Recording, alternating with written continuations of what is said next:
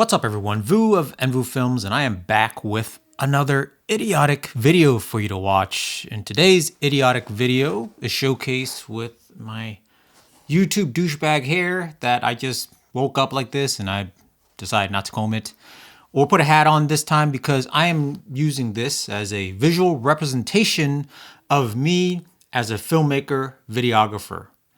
I am very much a work in progress, although I'm quite successful. I'm able to provide for my family, doing videography work, some photography work, etc., etc. I never went to film school.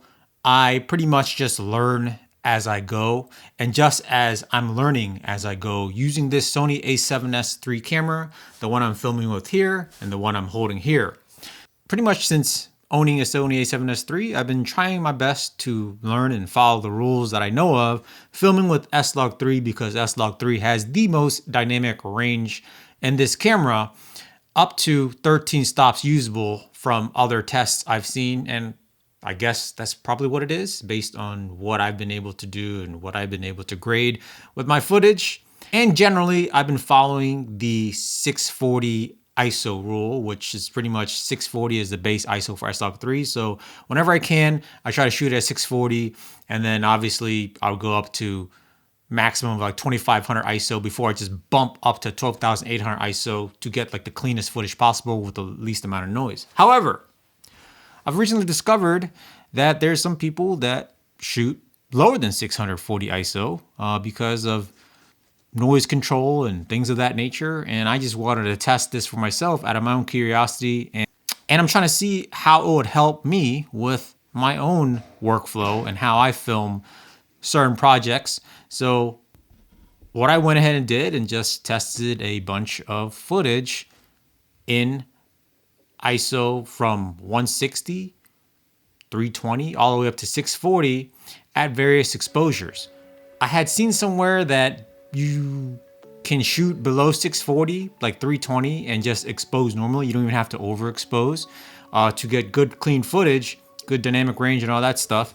So I tested that, as well as I tested all of the lower ISO ranges up to 640, overexposing at plus 1.7, and then I also tested 640 at plus 1.7, and I just wanted to compare the footage, see what it looks like, see what the dynamic range is like, and here are the results of that.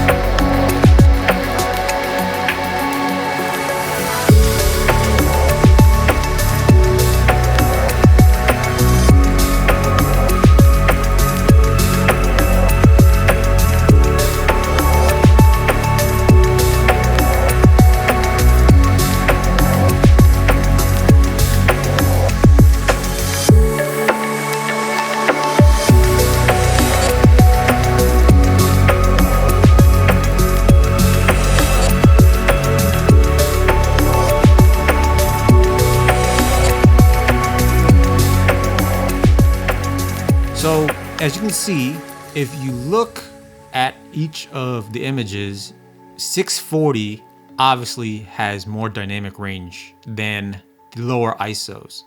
Because let's be real here, if you think about it, 640 is base ISO, is the best, and every time you move either up or down from 640 ISO, the dynamic range should decrease, so that's reasonable. 160 and the next one, which is like 200 something, it is definitely not as much dynamic range. I mean, borderline, it almost looks like Canon. Not as bad. Canon, if I shot the same thing with Canon, the windows would be blown like ISIS. So pretty much if you look at this imagery, you notice that there is an orange Christmas light that I have hung up And this is just by chance and just luckily that is there, but it is a good example for me to show you how 640 has better dynamic range. You zoom in, you look at that orange light, you'll see that 640 recovers pretty much all the details of that bokeh out orange Christmas light. But then if you go down to 500, 400, and 320, you'll see that it's still pretty good, which means you could definitely use 320 ISO and still get good dynamic range out of the camera, as well as have a little bit better noise control, because the lower the ISO, the less the noise. The higher the ISO, the more the noise. So that is a bonus of shooting below 640 ISO, especially in a situation like this where I'm kind of mimicking, maybe filming a wedding where you're filming the groom, looking out the window with the window light and, changing his clothes. Or this could also be an example of somebody who shoots Canon EOS R5 and he's just standing there looking out the window, waiting for his camera to cool down while the client is getting pissed at him. But with that being said, you should definitely probably avoid shooting below 320 because, as you can see, the dynamic range is not as good. Now, if I just push the highlights all the way down to -100 on all this footage, you see that all these ISOs maintain pretty decent dynamic range all the way through. Obviously, the same rules applies where 640 is the best. But again, if you want to control some of that shadow noise, you can shoot the lower ISO and still get decent highlight dynamic range out of the lower ISO settings. I also did a test where I just pretty much I tried to just expose every ISO below 640 normally, as in just the way I think it should look. And obviously that wouldn't be at, plus 1.7, plus 2. I just looked at it, see, okay, if this is probably a decent exposure, how I'd probably want to look at it right at a camera without like overexposing to compensate for any S-Log 3 noise that we all know about.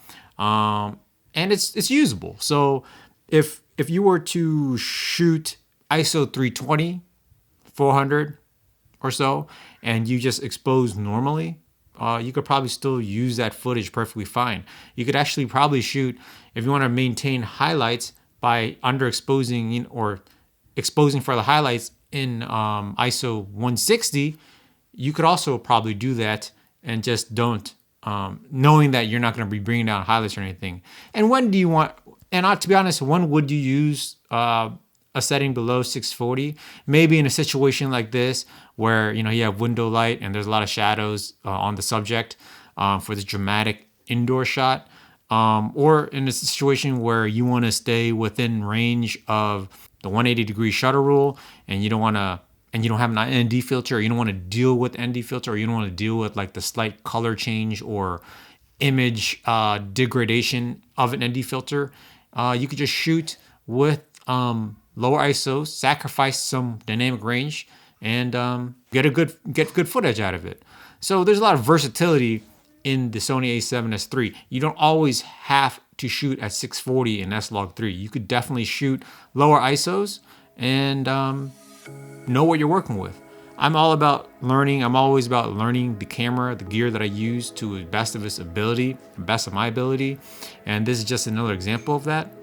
Hopefully you found this video somewhat useful, somewhat insightful.